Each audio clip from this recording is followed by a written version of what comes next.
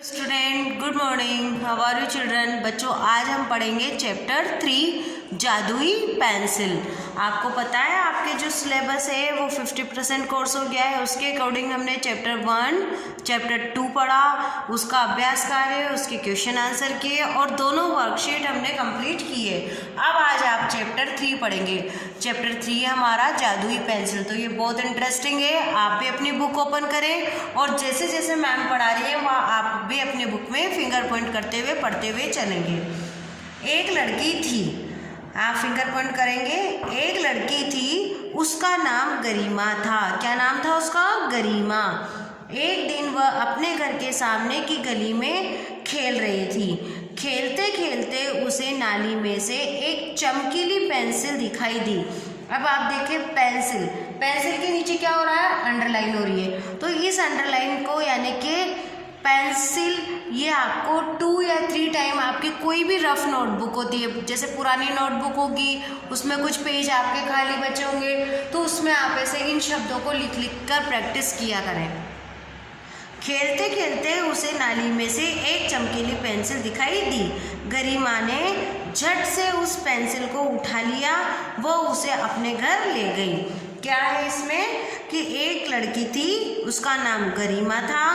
एक दिन वह अपने घर के सामने की गली में खेल रही थी। खेलते खेलते उसे नाली में से एक चमकीली पेंसिल दिखाई दी। गरिमा ने झट से उस पेंसिल को उठा लिया, वह उसे अपने घर ले आई। अब आप देखिए आगे, फिर उस पेंसिल से उस गरिमा ने क्या किया।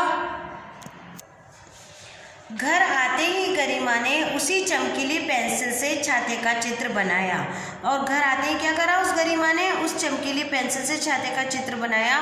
छाता पूरा होते ही उसमें से आवाज आई, शाकालाका बूम बूम। और जैसे ही वो पूरा हुआ तो उसमें से कैसी आवाज आई? Shakalaka boom boom.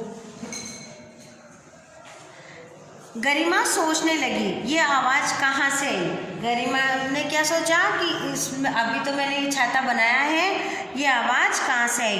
अब आप देखिए शाकालाका बूम बूम, ये लाइन आपको लिखनी है। चमकीली चित्र छाते, आप छ जब बनाते हैं तो छ को भी ध्यान से बनाया करें। छ में हमेशा हम गलती करते हैं बनाने में, छ को इस तरीके से बना के बस ऐसे बना देते हैं, जबकि आप ध्यान से देखेंगे तो छ के ऊपर भी एक हल्की सी लाइन टच होती है।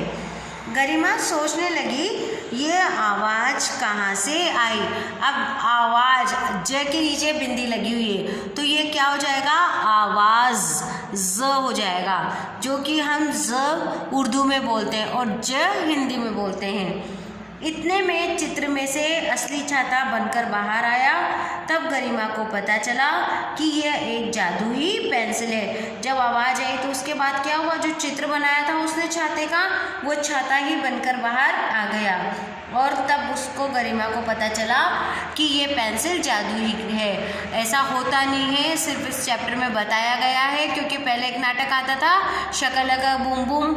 वो पेंसिल कैसी थी? जादू की होती थी। बच्चे उससे कुछ भी बनाते थे तो वो क्या होता था? सही में निकल के बाहर आ जाता था। जैसे कुछ भी चीज़ चाहिए रहती थी उनको, टॉफ़ी चाहिए थी, साइकिल चाहिए थी, जो भी चीज़ चाहिए थी वो उससे बना देते थे। तो बच्चों ऐसा होता नहीं है, ये सिर्फ काल्पनिक कहानियाँ हैं, पर फिर भी छोटे बच्चों को ऐसी कहानियाँ अच्छी लगती है, इस वजह से इस चैप्टर में ये कहानी दी गई है। आप भी इस चैप्टर को पढ़ेंगे, ये कहानी बहुत रोचक है और अच्छी है पढ़ने में। अब जादुई पेंसिल का जो चैप्टर आपने पढ़ा है, इसमें से कुछ कठिन शब्द देखेंगे आप। असली, पेंसिल, चमकीली, आवाज़, बूम बूम, जादुई, छाता, चित्र, इन सबको अंडरलाइन कीजिए और फिर इन शब्दों को आप अपने रफ नोटबुक में प्रैक्टिस के लिए 2 टाइम लिखिए, या अपने मम्मा को, अपने पापा को, अपने सिस्टर को, किसी से भी कीजिए कि आपको वो डिक्टेशन के रूप में इन शब्दों को लिखा है,